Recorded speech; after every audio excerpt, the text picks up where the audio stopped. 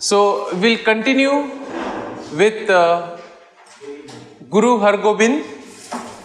And yesterday in the last class we saw that he had two kind of swords or two wings, what we call, that is the Miri and the Piri. So the Piri, as we said, was the spiritual authority derived from the Sufi word. And what does it mean? What does Pir mean? Spiritual leader, or also it can mean religious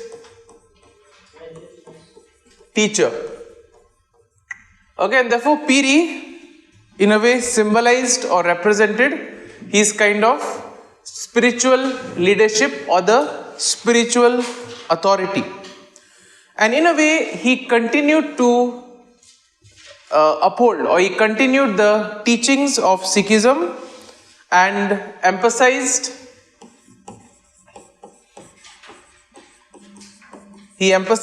on inner devotion,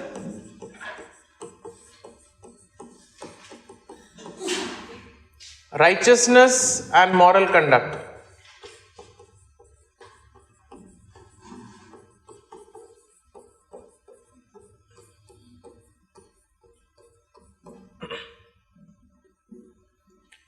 Now, on the other hand, when we speak about Miri, what is the root word, or from where does it come? Amir, which means? Commander. Yeah, so it means commander or leader.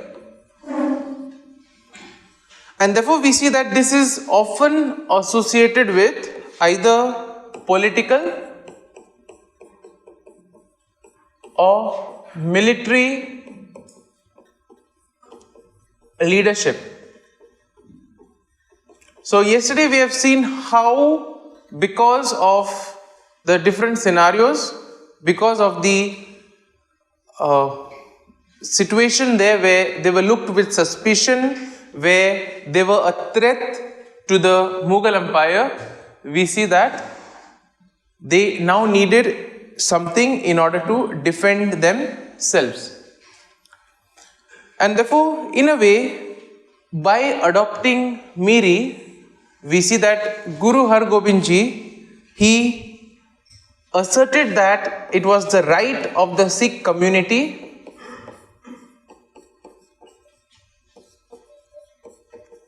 to defend itself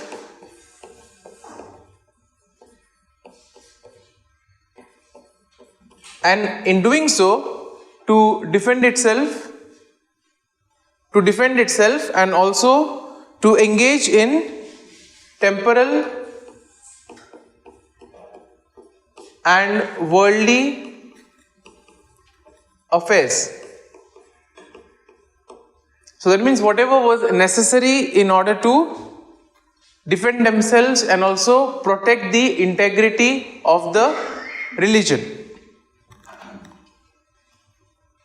So now with these two swords, as we have said, or two wings,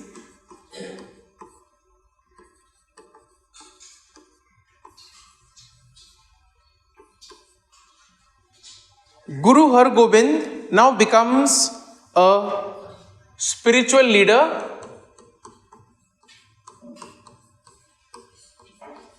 as well as temporal sovereign or leader. So in a way he has both spiritual leadership as well as temporal leadership as well.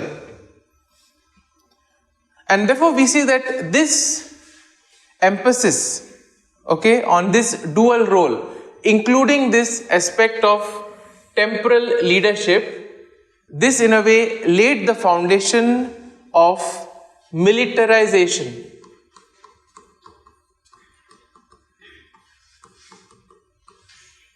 of the Sikh community. As we go ahead, in the lives of the next gurus, we'll see how this also tends to come out strongly.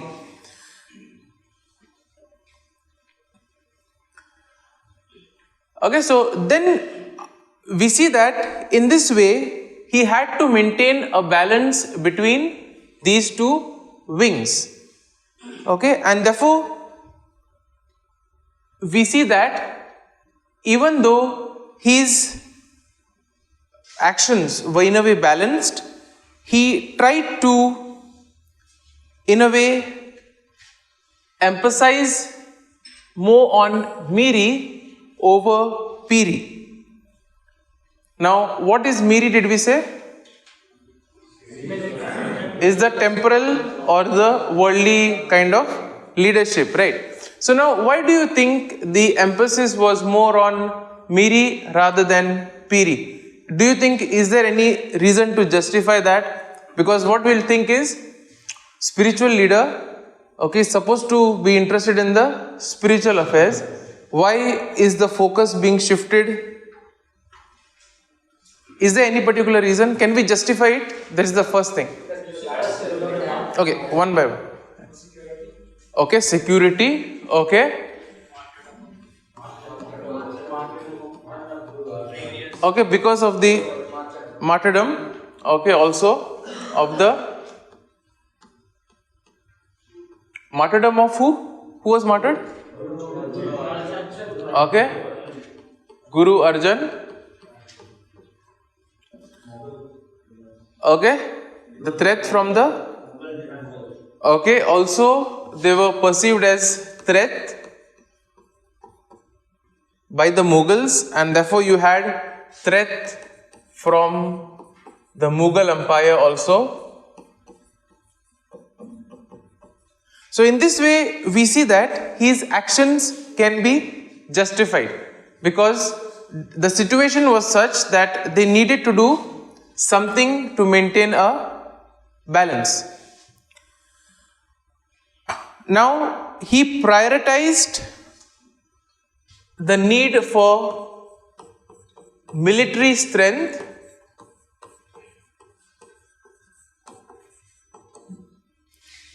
for protection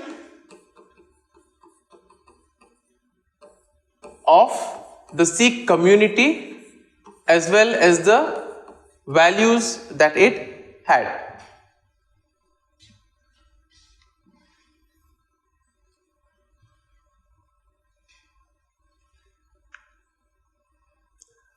Now here we also have to see that there are two symbols which come into existence, and one is the Teg, that is sword, and then you have also the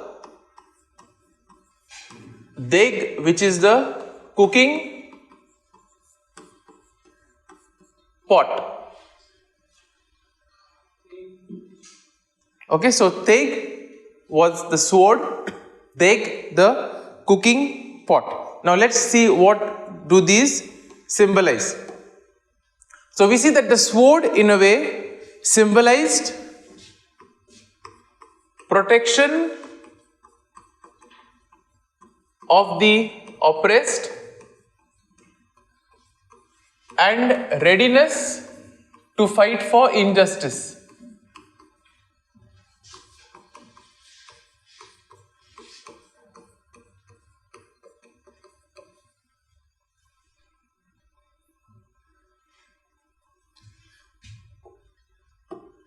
Deg, on the other hand, the cooking pot, this symbolized responsibility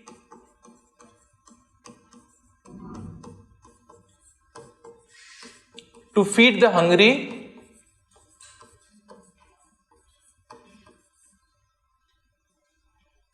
and care for those in need.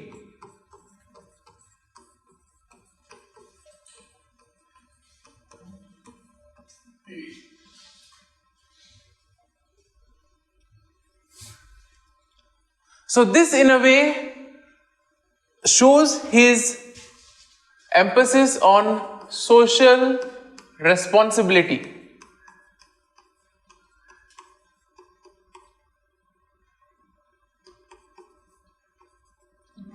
Where the emphasis is on both protection as well as service. So therefore we see that these two elements are very important here. You have the teg, which means sword, and the deg, which means cooking pot. So we see that with this, he in a way made it clear that fighting for him was last resort.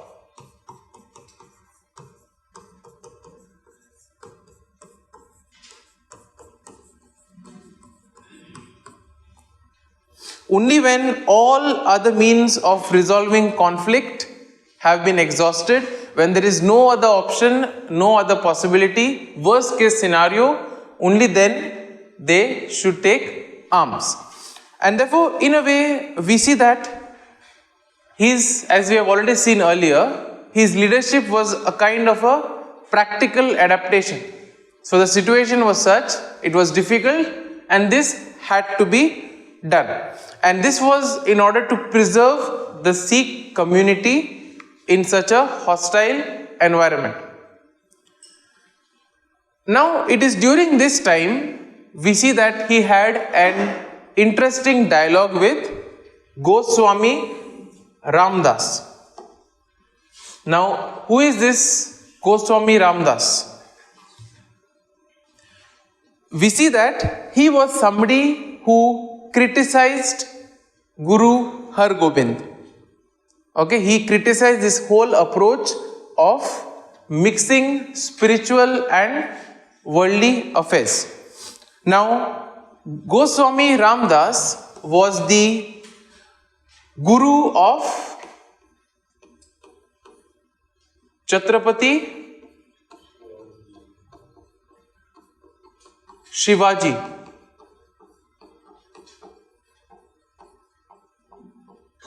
Okay, so he was the Guru of Chhatrapati Shivaji Maharaj, and he questioned Guru Hargobind's adoption of worldly power and including wearing of the swords, then keeping of horses and maintaining an army.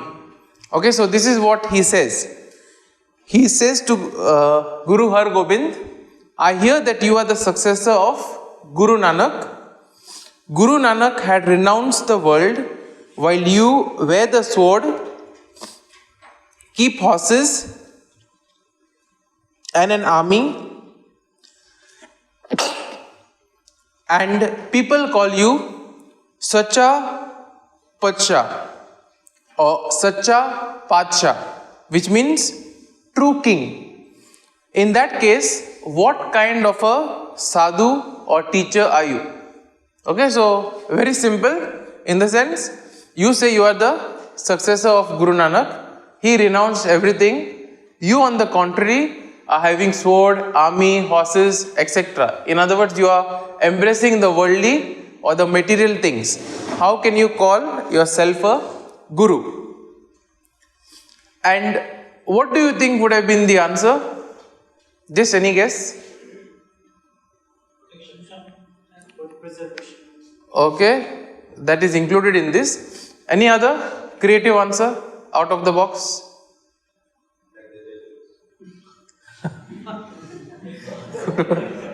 So, what he says is, saintliness is within, whereas sovereignty is external. So in other words, don't judge based on the physical appearance, or don't judge based on what is seen outside. So in this way he gives a clear message saying that don't judge me based on what you are seeing, because saintliness is something that is within. And therefore, with this statement, he in a way once again proves that it is possible to be both spiritual guide and worldly leader.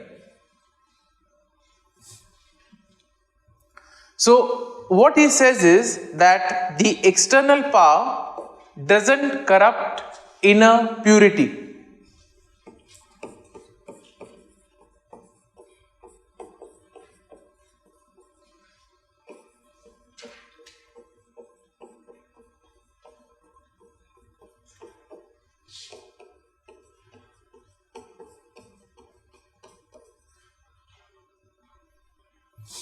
Okay, and it doesn't affect the spirituality of a true leader. Now, based on the last two religions that we have seen, did somebody face a similar criticism like this?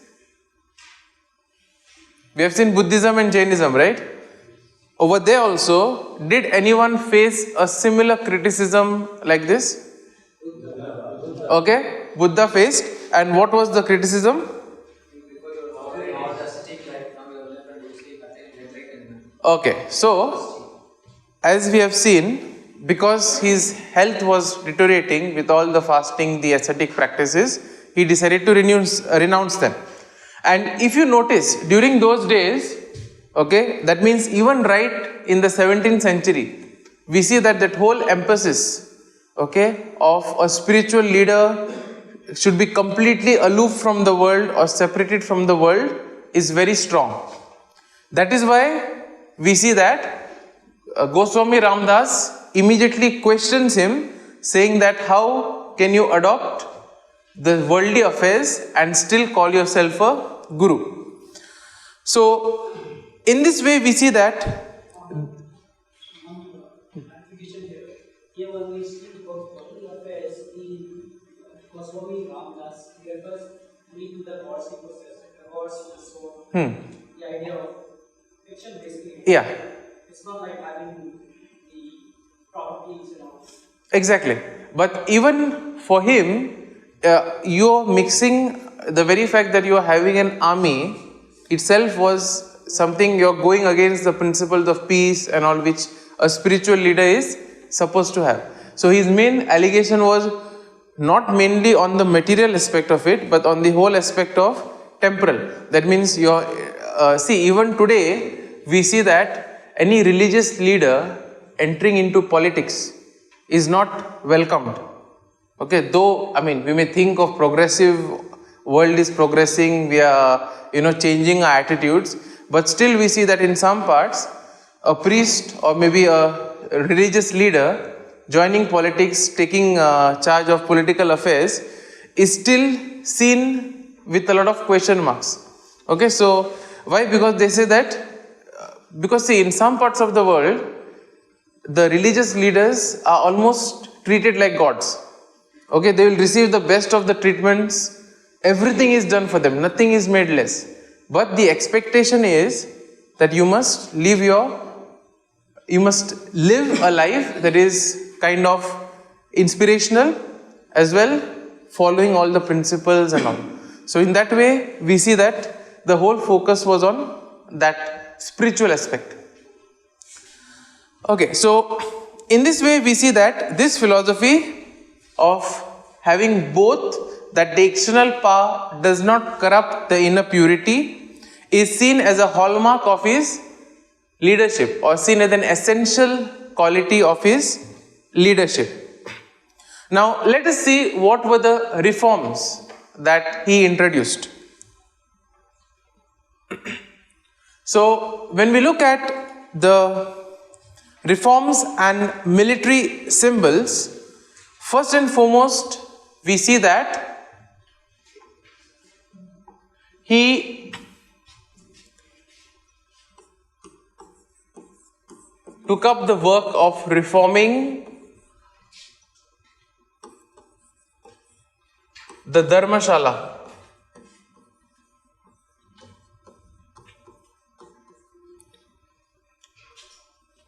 Okay, so what is the Dharmashala? Any idea? Okay, a kind of a religious, a place where you gather around for religious purposes. So, a kind of a religious assembly place.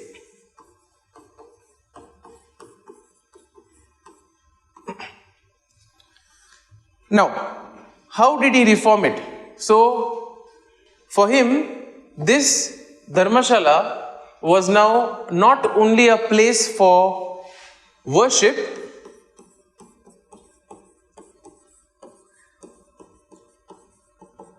but it was also open for community gathering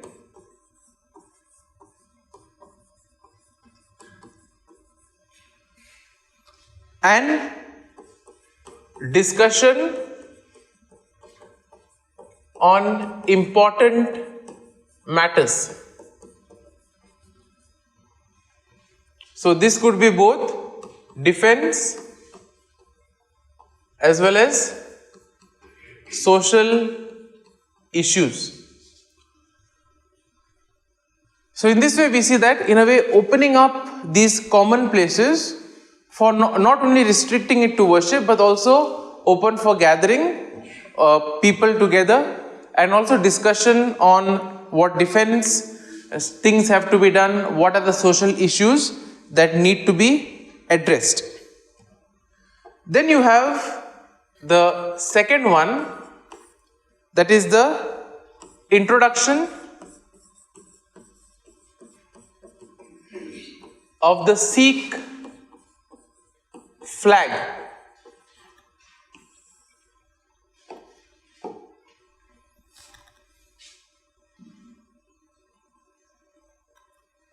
So in a way he gave a symbol for his troops which later evolved into the Nishan Sahib,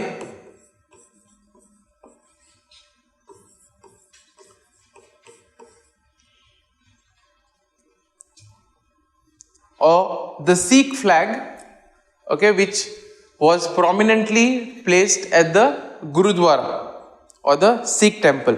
Now this flag both symbolizes sovereignty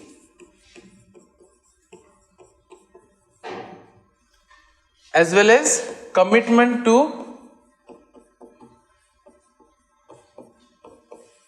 justice and righteousness.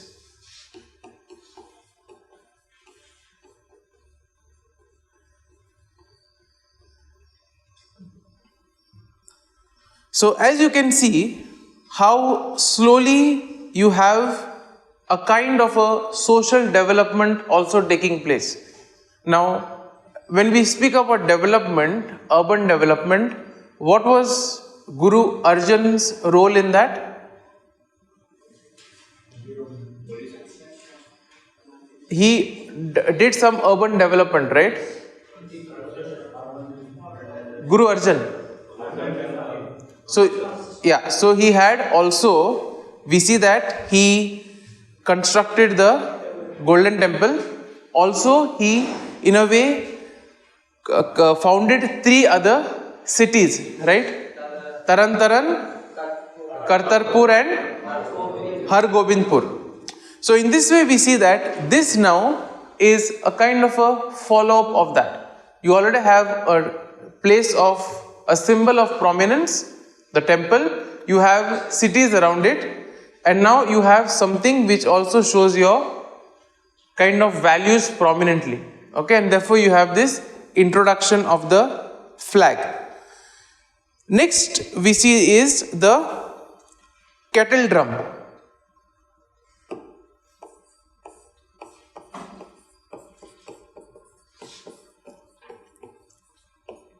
Which was called as the Anagara. And this in a way was beaten, okay, the drum was beaten in order to announce the presence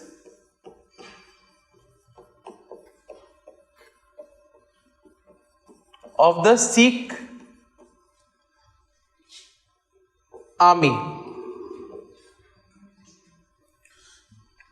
So how you have the battle cry in a way, so they would make the sound with the drums to symbolize, okay, the army is close at hand, close in the close vicinity. So this in a way also was an important symbol of Sikh power, also gave people a sense of protection, and also we see that this has now continued into the religious ceremonies and processions.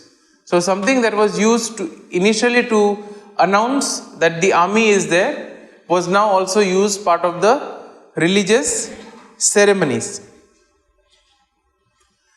Okay, so let's now go to the followers that he had. So now, what is prominent about these spiritual leaders? Now when you look at a spiritual leader, what are some of the things that you would generally associate with them in general? Spirituality, commitment, anything else? Holiness. Do they have an effect on the others? And what is that effect? Okay, how do they influence others? Lifestyle. Okay, way of proceeding. Teaching. Through their teachings they influence. Yes. Okay. So by stressing on purity, stressing on religious teachings, etc., we see that in general spiritual leaders have an influence. They become a kind of a inspiration for some. Now we see that one of his famous companions, okay, one of Guru Hargobind's famous companions was somebody by the name of Bidhi Chand. Bidhi Chand, who was a reformed bandit, a kind of a renowned thief at that time, okay, and we see that he now became a devout Sikh plus brave warrior. So inspired by Guru Hargobind, he changed his life, now becomes a brave warrior. And this basically in a way exemplified the ability of the Guru to in a way inspire change plus loyalty.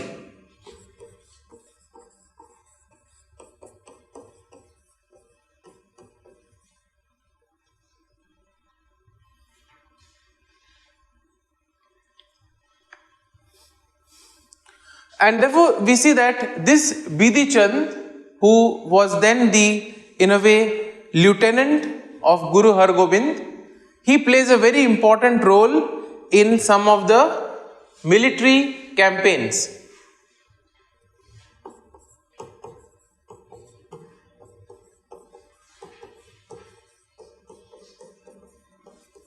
Which we will see later on. And therefore he further took the Guru's vision that we need to defend the community and its values. Okay, so in a way we see that the legacy or what we can remember or what was remembered of Guru Hargobind was his role of social responsibility. That means you have service as well as protection of the community. And what were the two symbols that was used? Sword and the cooking pot. Okay, which symbolized his emphasis on social responsibility. Then we also see that he emphasized what over what? Miri over Piri. Okay, that means more of temporal administration over the spiritual leadership. And in this way we see that he laid the groundwork of Sikh militarization. Let's continue with Guru Har Rai. So from 1644 to 1661. Okay, so he served from 1644 to 1661, and we see that he was the son of Baba Gurdita, who was the eldest son of Guru Hargobind. Okay, so in a way he was the grandson. Okay, he would be the grandson of Guru Gobind. Now we see that at the age of 14 itself, okay, he was chosen as the Guru.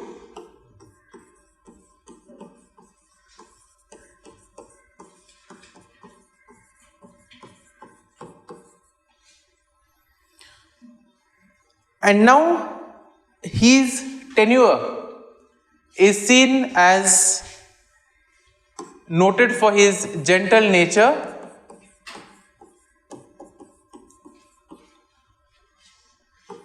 compassionate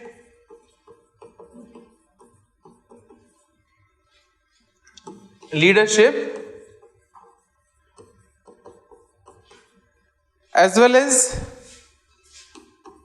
balancing the spiritual as well as political affairs. Now you should note one thing, that Guru Har Rai has quite a reputation to live up to, in the sense the other two have really raised the bar high, right? And we see that for a individual of 14 years, okay, to in a way immediately deal with these two things is like taking somebody who doesn't know swimming and throwing him into the lake or into the pool. Okay, so in a way we see that he had a lot to deal with at such a young age, but still he manages to, in a way, through his compassionate and gentle nature, to deal with things. So he also is known for his, in a way, his gentleness. When we speak of his gentle nature, one should not mistake it as a weakness, but he was very firm in decisions, and he also, in a way, upheld the Sikh principles with firmness.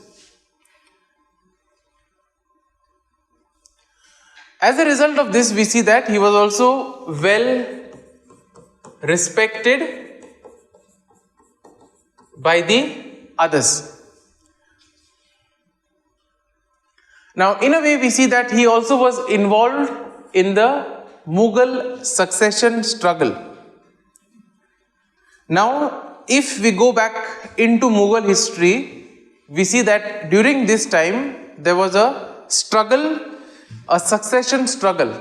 Okay, who would become the next successor during Shah Jahan's reign? You had Dara Shikoh, one of his sons, on one side.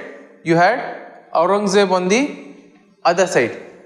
Okay, and therefore this conflict is important, this succession struggle is important because it shapes the Sikh community. So in a way it had a lot of effects or repercussions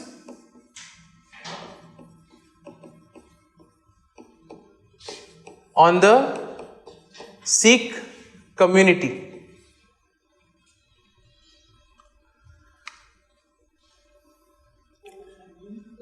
In a way, it had a lot of effects, repercussions, in the sense, side effects, good.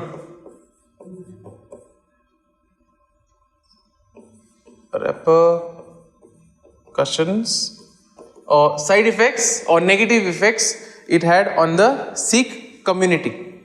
Now, we see that Guru Har Rai, okay, he chose to support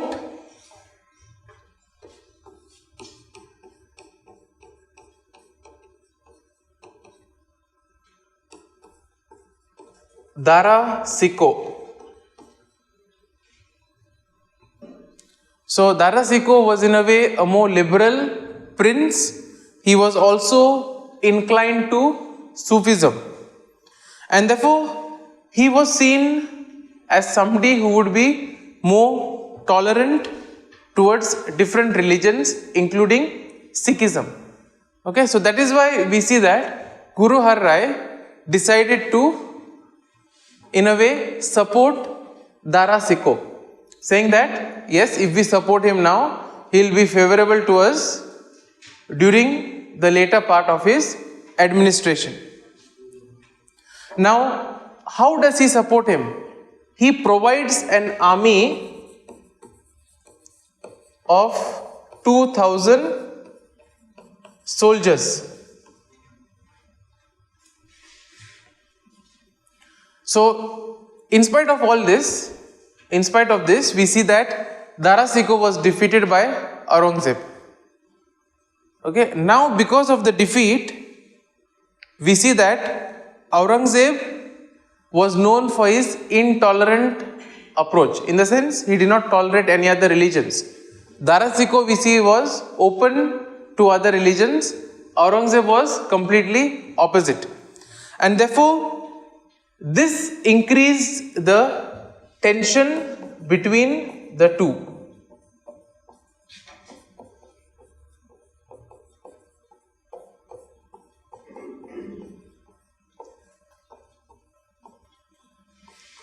So in this way we see that it was a kind of a double blow for the Sikh community. Why? Because first and foremost, you are supported somebody who has lost. So obviously he didn't support Aurangzeb and Aurangzeb has won. So that is the first blow. And secondly, Aurangzeb was somebody who was intolerant to other religions. So therefore, in a way, this increased the tensions between the already existing tensions between the two communities. Now, what were the repercussions? What were the side effects? Let's take a look at it. So, now we see that after Aurangzeb became the emperor, this relationship becomes worse, or this relationship becomes kind of very strained. Now, Aurangzeb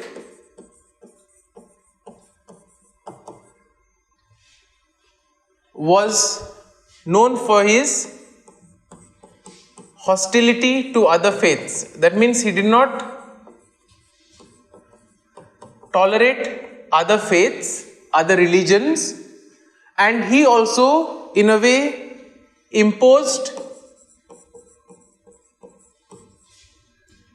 Islamic law strictly.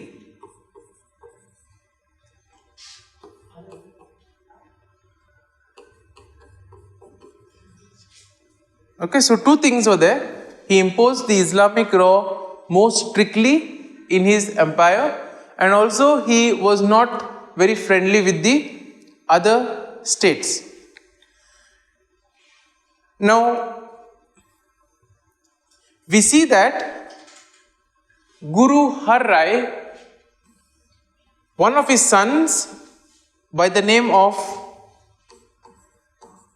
Ram Rai, he in a way gets involved with the Mughal court, or he begins to become a part of it, and this, in a way, he has some kind of a connection with the Mughal court, and therefore he was sent to represent the Sikh interests.